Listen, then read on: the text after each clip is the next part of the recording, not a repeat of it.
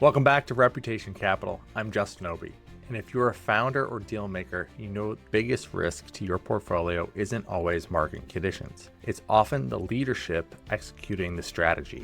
We talk a lot about pivoting in this industry, but true strategic reinvention is rare. Most organizations merely shuffle the deck chairs while the ship takes on water. Today, we are dismantling the hero CEO myth. We are looking at why 70% of high-level leaders secretly feel like frauds, and how that specific insecurity creates a drag on decision-making speed and deal value. We're going to talk about how to break the shackles of the status quo to protect and grow your greatest business asset. My guest today is Linda Coughlin, to her friends better known as Lynn. She is the founder and president of Great Circle Associates, a strategic advisory firm she established in 2008. Lynn is not just a coach, she is a former C-suite operating executive with over 40 years of leadership expertise. She has advised leaders on 5 continents, helping them navigate what she calls change at core, a methodology for executing high-stakes turnarounds and bold growth strategies that technical competence alone cannot solve. She specializes in guiding organizations through the volatile, uncertain environments we face today, helping leaders bridge the gap between the sublime and the pragmatic. I'm really excited to talk to Lynn today, and I think you're going to enjoy the conversation. Before we get into it, if you could do me a favor and share this, give it a comment, and subscribe. Thanks. We'll see you inside. Hey, Lynn, how's it going? Thanks for being here with us. A pleasure to join you. Yeah, I'm very excited about the conversation today. So we'll just dive in.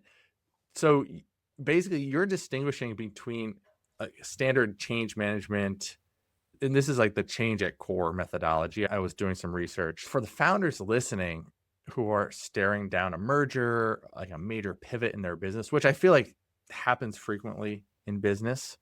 80% of initiatives on an annual basis are change related. Yeah. So could we define what that means, the change at core methodology, and why most leaders fail to break the status quo? First of all, what does change at core refer to? Yeah. It refers to aggressive, decisive departures from entrenched cultures, mindsets, legacy systems, legacy processes, ways of making decisions, ways of dealing with conflict resolution, et cetera, et cetera. And most organizations and leaders have not wrapped their heads around the importance of going deep to change and starting, frankly, with a lot of self-discovery that relates to a lot of this entrenchment that I'm referring to. Okay. So that's a first step. It's a first step in all of this. The next step is really about evaluating and assessing, in this example, let's say a business model, and getting very focused on future state, what needs to be before concentrating on present state, but focusing on future state in a very open, inclusive manner, being very open with one another in, I'll say, brainstorming sessions about what's working, what's not working, and really driving to the articulation of a purpose-driven future state. Okay. And that is then very catalytic to driving meat on the bones around exactly how we would go about implementing and closing gaps in terms of shortfalls to get to that purpose-driven future state. Got it. Is that helpful for openers? For sure. And I think, so I'm just listening and thinking about my own business and other clients' businesses. And we always talk, I was taught years ago, or I was introduced to a term, BHAG, the big, hairy, audacious goal. And you're saying it, if I'm listening correctly, is a purpose-driven goal, future state, purpose driven. Are those terms synonymous? Or is the BHAG even bigger, like too big, in your opinion? The BHAG is a great concept. It's a great concept. It's one that, so I'm a big believer in the development of a fairly audacious vision, Hmm. but doable, Justin, but doable. Right. Right. And Otherwise, you're going to crash and get down on yourself. And if you that's don't hit right. that, yeah. That's right. The need to be bold and to be prepared to take measured risk is high in a transformative situation. Hmm. And it requires building a lot of trust among cross-functional team members and stakeholders. It requires building a lot of ownership on their part Hmm. for the development of, and or I should say execution of a BHAG. Yeah. And it requires creating individual and shared accountability for the accomplishment of For aggressive sure. and bold goals and objectives. For both the founder or do you work with actually the C suite, but also the whole team? Yes, I work with, so I work with, I certainly work with a lot of founders and their leadership Okay. teams. Yeah. And affecting transformative change is not something that you do on your own. It's, I No. mean, it's a non-starter. It's a And I feel like non-starter. the bigger the business, the harder it is to make that change. Well, that's right. That's right. And it has to do, in a lot of instances, with, of course, the presence of toxic cultures, which I Mm, write and talk a lot about. It has to do with the fact that mindsets are not around embracing disruptive departures from the status quo on a continuous basis. yeah. Yep. Yep. And I think in your research, I've read about you mentioned a lot of this type of change is always tied to stress on infrastructure and people. Yes, So I guess for people listening, how do we mitigate the risk of business interruption while at the same time executing a deep structural reinvention from the core of the business? I got feel like it. it's a huge challenge in part. Yes, it is. The trick to it, Justin, really is in the identification of cross-functional teams of leaders that are who are aligned to what your goals are, who, in terms of the planning for it and implementation of them, who are highly committed. Okay. And but further, incenting them, and I don't necessarily mean it from a financial standpoint, to take on the dual responsibility of business as usual needs and staying on top of them together with, on a parallel path, with envisioning a new future state. And in the process, and this is where they become highly incentivized, invest as a leader very heavily in their development. Okay. Research shows that high potential leaders who are contributing are much more interested in their own development than they are Mm, compensation related really? factors, assuming all of that is fair, assuming they're earning a Sure. fair Okay. compensation. Yeah. But So there's basically a floor. If you're making a certain amount and it's fair, that no longer acts as a good incentive. that's right. Wow. That's right. It's Interesting. really all about um, investing in their development, and particularly true with Okay. younger leaders, with uh, Generation X and so forth.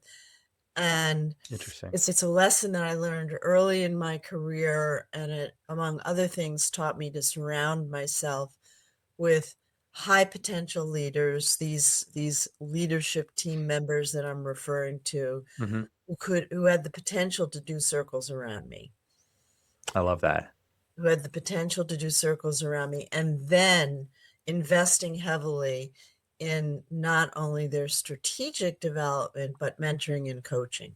I'm just going to highlight that because I think so many leaders there's ego tied sometimes to be a leader. And oftentimes I think it's a mistake, but they hire people who are less than themselves. So because of that ego.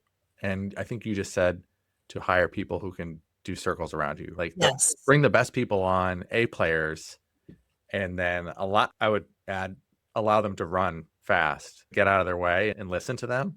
that's exactly right, Justin. And it's hiring those people who can have the potential to do circles around you. Mhm. But it's also, you talk about the presence of ego. That ego is important to a point. Okay. Oh, okay. Professional Yeah. So it's too big of an ego. professional humility is an extremely important leadership quality, best practice leadership quality in the 21st century that goes so far as Mhm. to being able and willing to be vulnerable. And Yes. when you exercise professional humility to the point sometimes of being, I'll say, strategically vulnerable, it builds trust, it builds commitment, it builds a willingness to take measured risk, it Mm. builds excitement around going for the big, hairy, audacious goals that you referred Yeah. to. Yeah. And this process, I would imagine you need to also be extremely transparent with your team. That's Um, right. but Uh, there a point where transparency is too much?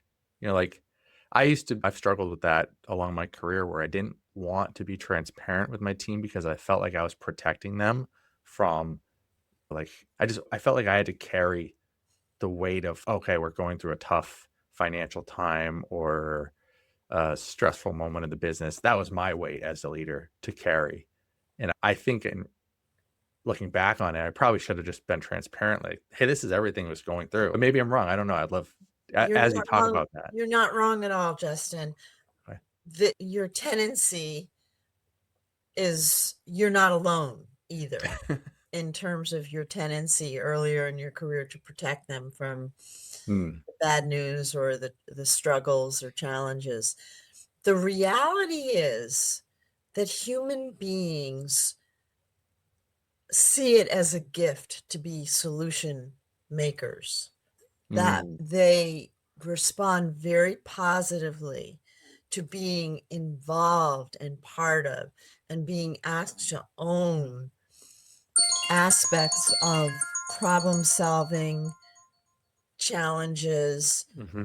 financial challenges in particular, and especially when it comes to the need to have to modernize a system, process, culture, what have you. Human beings really appreciate that transparency and being part of the solution, Hmm. part of developing the plan for action and for remediation, if not transformative change. Interesting. So by protecting them in the The past, exact opposite of it, what you should be doing to motivate them. yeah, yes, that's so fascinating. I wish I had talked to you then. That was almost 10 years ago. And it's funny, like in the moment I wanted to tell people, but I was afraid that by telling them they would leave or something like that, where it was like, ugh, or think, Justin, you know what? People pick up. They just do. They just do. it, They pick up on the presence of yeah, challenges, discomfort, dysfunctionality. And if leaders don't acknowledge them, the ability to trust in the possibilities and their achievement on the part of high potential leaders is really eroded. totally. Yeah. Yeah. And I was 26 at the time. So since then, I totally, completely 1000% agree with what you're saying now. I think the reality of it is all businesses are going to go through a tough time at some point. And at the time when I was a youthful 25, 26, I thought that was, oh, it's my fault for, I didn't think that was a normal thing in the business. I don't, for whatever reason, right? I was enamored with these headlines of businesses who would reach billion-dollar valuations in 3, 4 years. And I'm like, why isn't that happening here? And like this, if you listen to the media machine long enough, you start to believe in that these aren't unicorn moments, that all business should be that successful, that quick, at that magnitude. And there is such a thing as an overnight success. And I think the reality of it is all businesses suffer at some point. It's a struggle. It's probably the hardest thing to do is bring a company from zero to $1 million, or from $1 million to 10 million. And this is just part of the journey. So I have a client who I coach their CEO and their leadership team, and we are working through a big transformational change in this. It's a 7-year-old company Okay. that grew to 100 million in revenues in 6 years. Wow. And they have paused in terms of their growth because they haven't been able to keep up from a infrastructure development standpoint. And by infrastructure, I mean people, process, and technology. Yep. And it's even true that with the changes that they're going through in terms of reimagining their business model, that people who have acted in leadership roles in these last 6 years are not, some people are not their profiles are not necessarily suited to the needs of the business now and going forward. And that's a big reality that leaders not only overlook, but that many leaders are in denial about. I think that's a really hard place to be as a leader, because I agree with you, and I've read about this a lot. And I think in the seat, when I'm in the seat now, but I've been in the seat, and you're growing, you experience, and that's rapid growth to Yeah, 100 million in 6 years. And you want to be loyal to the people who got you there, right? right. But also maybe they're not suited for the next level of growth. And so how do you, just for folks listening, how do you like handle that? Do you say, hey, you're not seated here, but we've got another seat over here for you? Or As part of the change management process, yeah.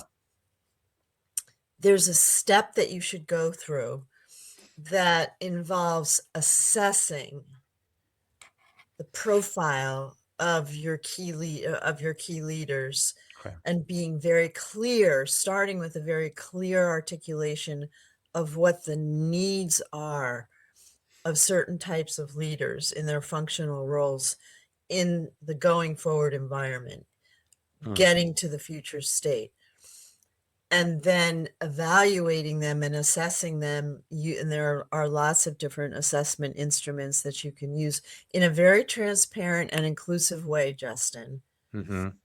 Yeah. to That's important. establish their suitability to the needs Right. currently and going forward. That's a great framework.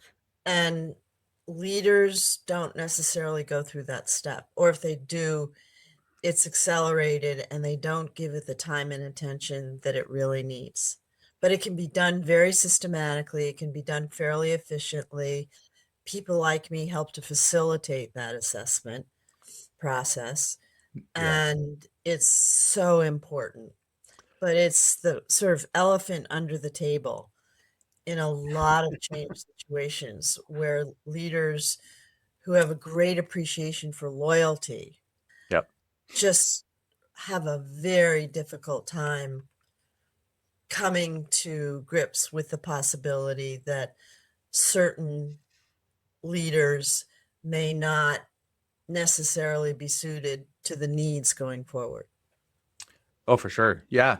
And I totally understand. I would need you in my corner as I'm going through that, because it's an emotional shift. Yes, it And is. I think if you care about loyalty, which I think good leaders should, and I think that employees want to see that in leadership, and done how you're saying it, that your framework, just listening to it makes it so much easier. It's, oh yeah, of course, but going through the motions itself, very hard. And so I'd Yes. imagine you're working with a lot of your clients through that during. Yes, I am. I am. I'm thinking of two in particular, and that's the hardest part of affecting big transformational change, Justin, Yeah. and departures from the status quo. And it's the piece that sponsors of change don't give enough attention to. That Mm. is the profile of their leaders, their high potential leaders, to make it happen. How much, this is a word that I think is overly used today, but a lot of people talk about imposter syndrome. And I would love to hear your opinion on it, because A, is it a real thing, and or is it overused? But B, how much of, if it is a real thing and people should be suffering from it, I think data shows 70% of leaders suffer from this. How do they overcome it? So first of all, imposter syndrome is a real affliction. Yeah, okay. It's very real. And frankly, Justin, I know it having been through it myself for a period in my career. I think When I everyone, was honestly, seeing I think everyone goes through it. 70% of leaders do. And it's one of the very first challenges that I probe for in a Mm, coaching relationship or a strategic advisory relationship among leaders. The reality with imposter syndrome, of course, is that you don't feel like you're worthy of certain forms of attention, accolades, excuse me, and opportunities to step up. right. Moreover, and this is the clinch, you worry that you're going to be discovered as a fraud. You worry that you're going to be discovered as a fraud. And what that does is, in the worst of circumstances, it halts leaders in their paths. Hmm. It keeps them from raising their hands and signing up for opportunities, projects, initiatives that involve the consideration of disruptive changes from the status quo, which, as I said earlier, in 80% of organizations, they're going through in some form or fashion every year. Sure. But yeah, the imposter syndrome, you said it's a fear of looking like a fraud. You've described it as a whiny little voice I telling have. leaders that they don't belong, or Correct. So I'm sorry, I didn't answer the second part of your question. What do you do about it? oh yeah. What do you do about it? Yeah. Well, this may sound a little trite, but the first thing you need to do is become aware of it and accepting of it Hmm. and understanding that you're not alone. 70% of leaders struggle from it. And the second thing you need to do is engage trusted colleagues, friends or colleagues, about the fact that you're feeling this way. Hmm. That alone, just going public with it, has a huge positive impact on your ability to work it through. A third tactic is to move from thinking in terms of I I'm not I'm not ready for this. I'm not suited to this. I don't have the strength to do this, to a mindset that's all around servant leadership. What can Mm. I do? What are the strengths that I bring to bear that I can leverage and step forward with and own to help enact disruptive changes from the status quo? Yeah, that's very powerful. So I like the first one, engaging with trusted friends, colleagues, family. I like that a lot. I think that's very powerful.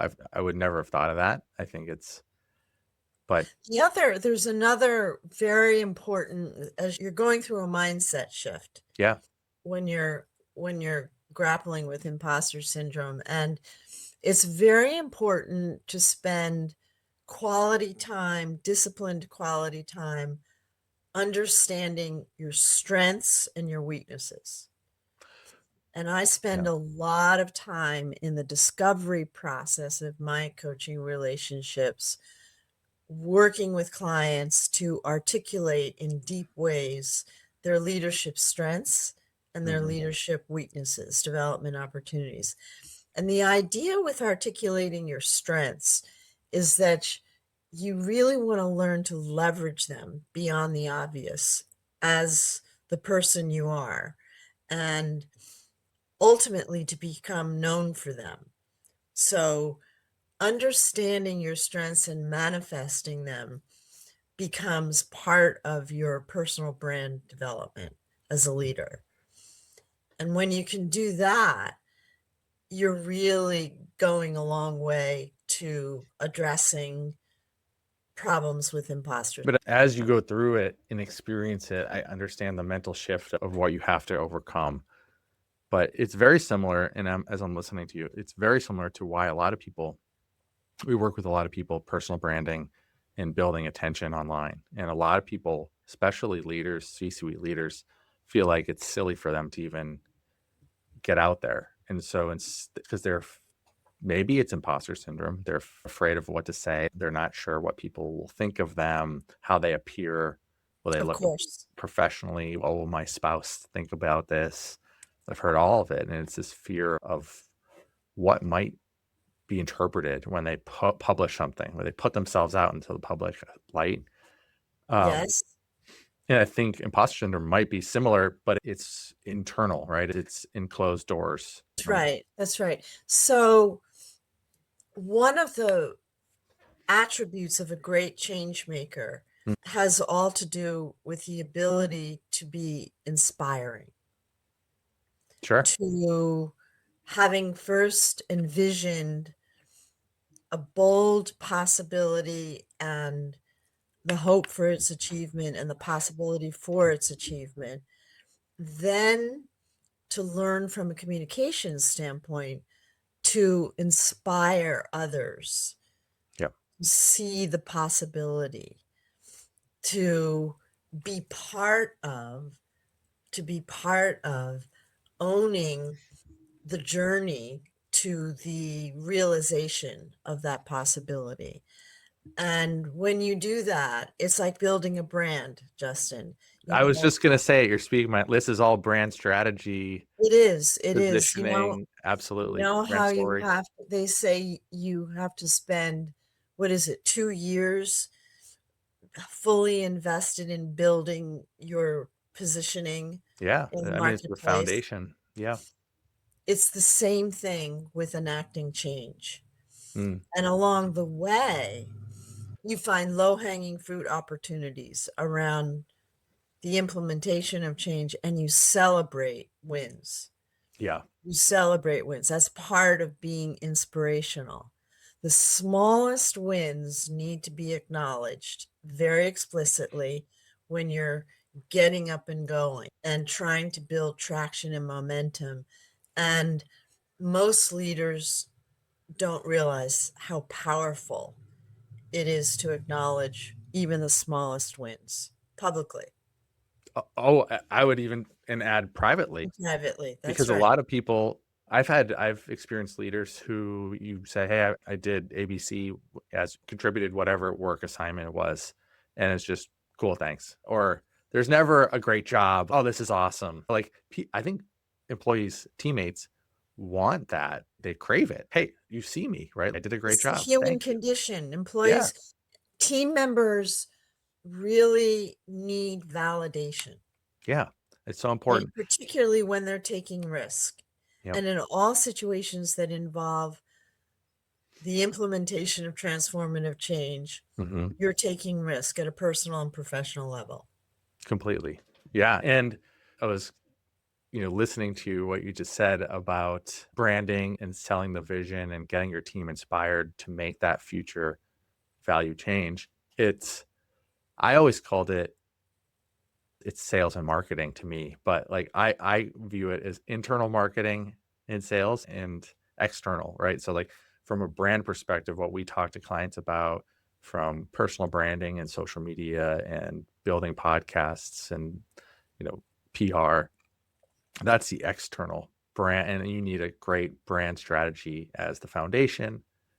But then you need to be consistent in getting your brand out there, and there's a bunch of other things like you need to be serving your client, bringing them through that journey of development, whatever that might be. But it starts internally, Justin. Yeah, that's where I was going with that, Lynn. Internally, if you can't do the same thing for your team internally, no one's rowing in the same direction, right? And you're getting into the aspect and the critical importance of making sure as a leader that you evolve and develop and Mm-hmm. strengthen your culture Yes. Yeah. to be aligned with your mission, vision, and values.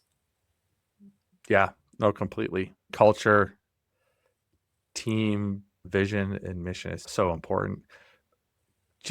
And it's funny when you say culture, as a young leader, I think people misinterpret culture. I mean, like, kind of veer left here for a second.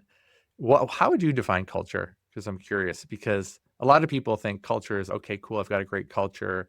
I've got fun games, and I've got a bar in the office, and we Got it. go out a lot.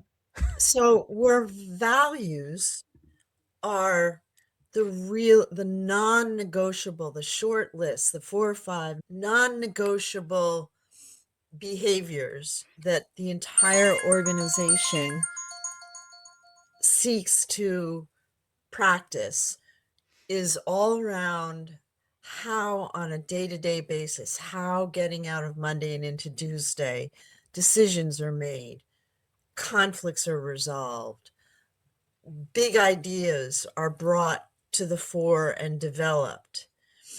It's all about how innovation is promoted in psychologically safe environments. So Mhm. the cultural aspect of an endeavor, a big transformative endeavor, really needs to be understood. Just like what Yep. I was saying is so important when you want to understand what the strengths are that your leaders bring and their profile as Yeah. leaders to the enactment of change.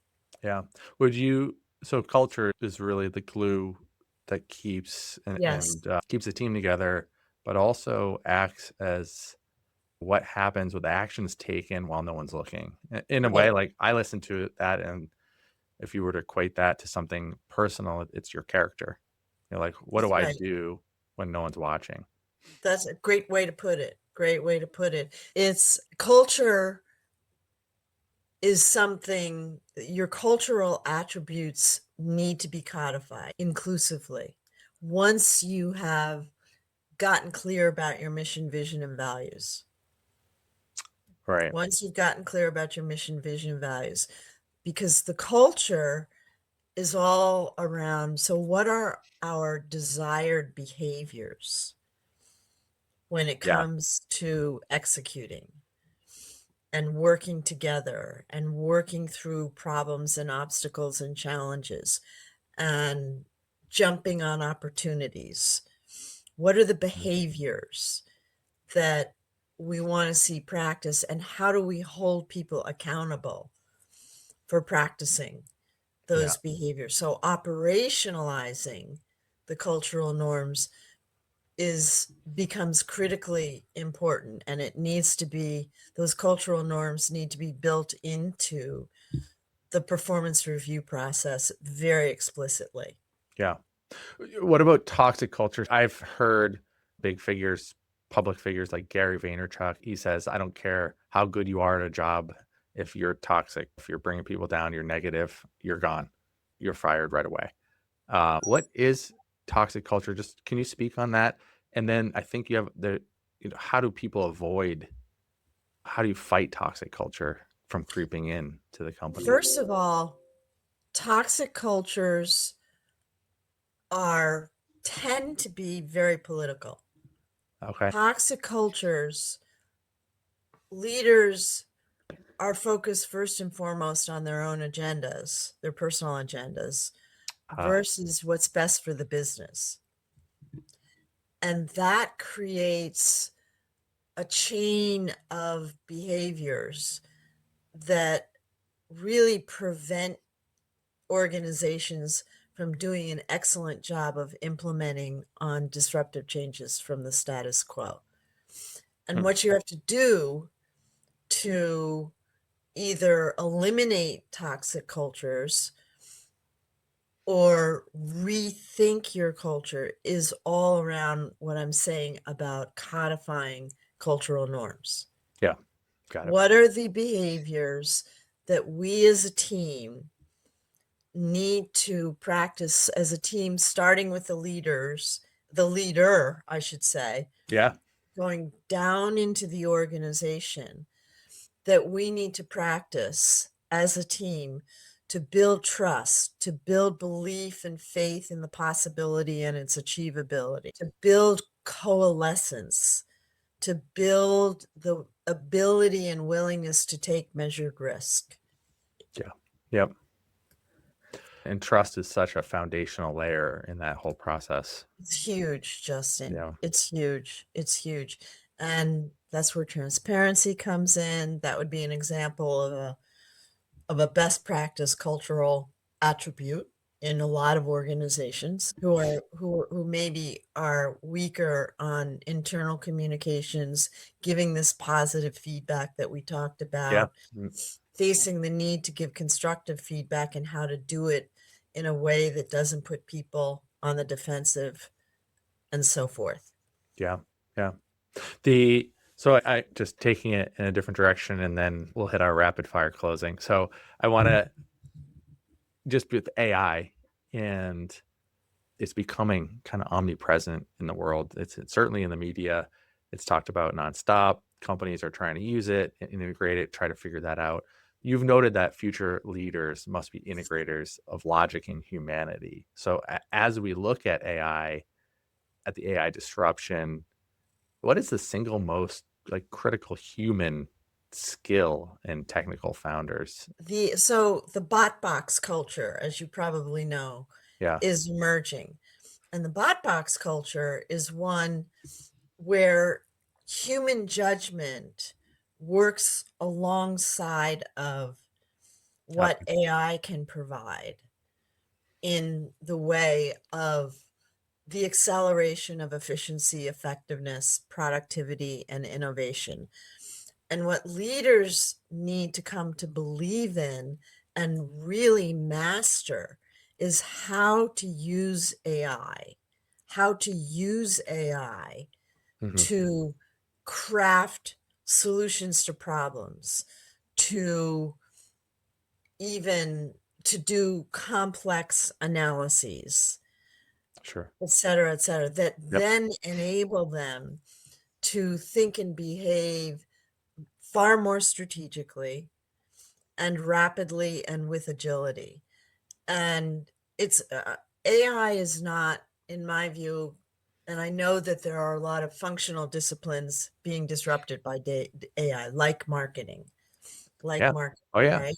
sure, But it, in my humble view, AI needs to be embraced and harnessed, oh completely, not yep, thought of as a technology that should replace people.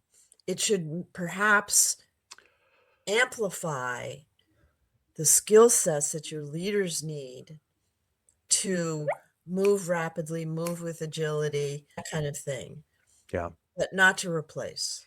I completely agree. It's been said that the only people who will be replaced by AI are by people who use AI. There you go.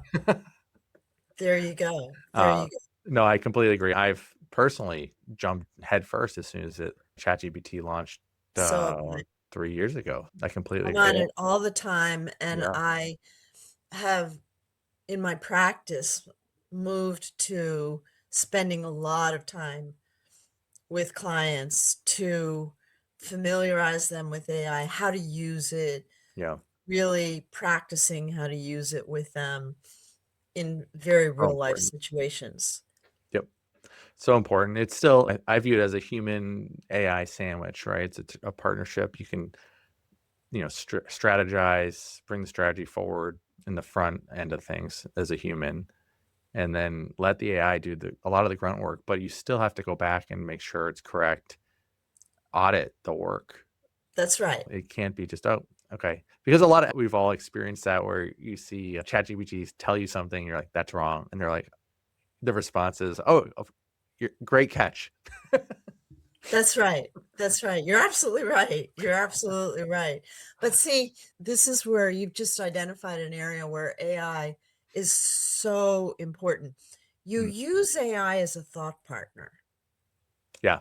You learn to use AI as a thought partner.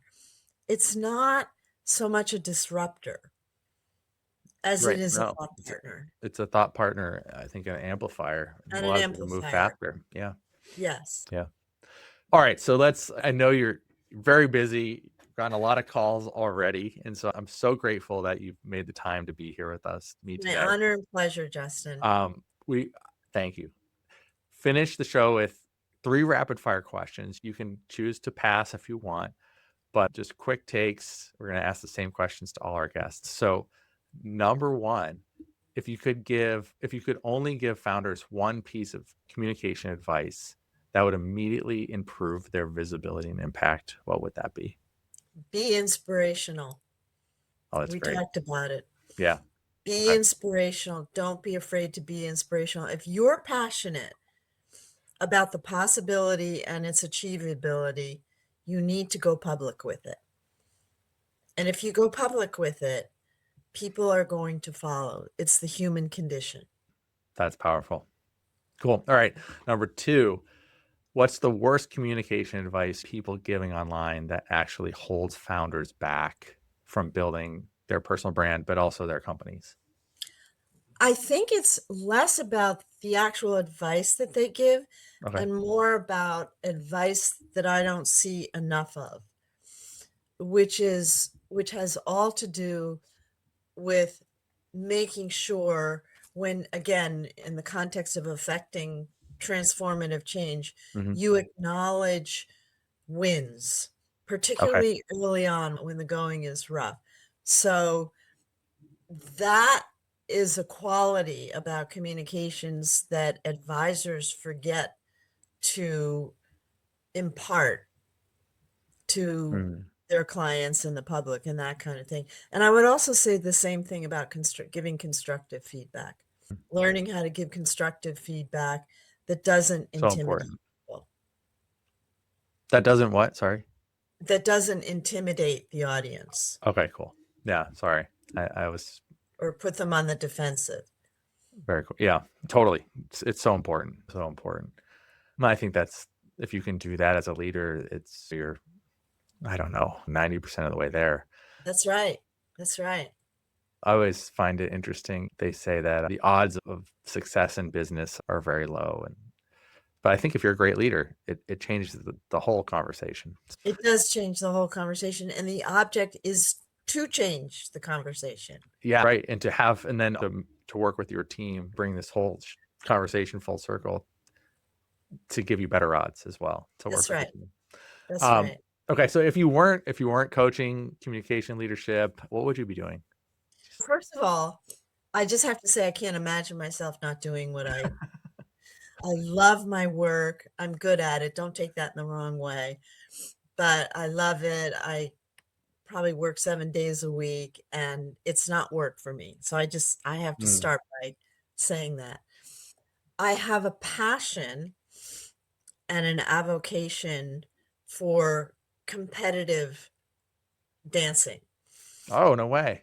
Dancing, and I That's so and I cool. do it with a lot of vigor and commitment, and if I guess if money were no object, Justin, Yeah, I would be doing it even more than the frequency with which I do it now. that's wonderful. Any style? Love Any particular Yes, style? it's ballroom dancing. Oh, very amazing. It's ballroom dancing Like the and waltz and waltz, the tango, the foxtrot, the quick step, the Viennese waltz, yeah, very those cool. types of dances. And it's very challenging. It's research shows that dancing for people 40 and over is the best form of exercise because it goes to Ooh. all aspects of your sensibilities, Oh, mental, yeah, sure. physical, spiritual, etc. And it is just amazing. It's just amazing. And it really fills my soul. That's I love that answer. I'm thinking I'm like, all right, gotta go sign up for dance classes with my wife. Go for it, Justin. It's great. It's great. Lynn, thank you so much for the time today. It was a pleasure having you on the show. You're Um, welcome, Justin. and for anyone who's trying to talk to Lynn, reach out to her. Will put her contact information and website in the show notes today. Thank you for being here. And this is Reputation Capital. Take care. Thank you, Justin. Thanks, Lynn.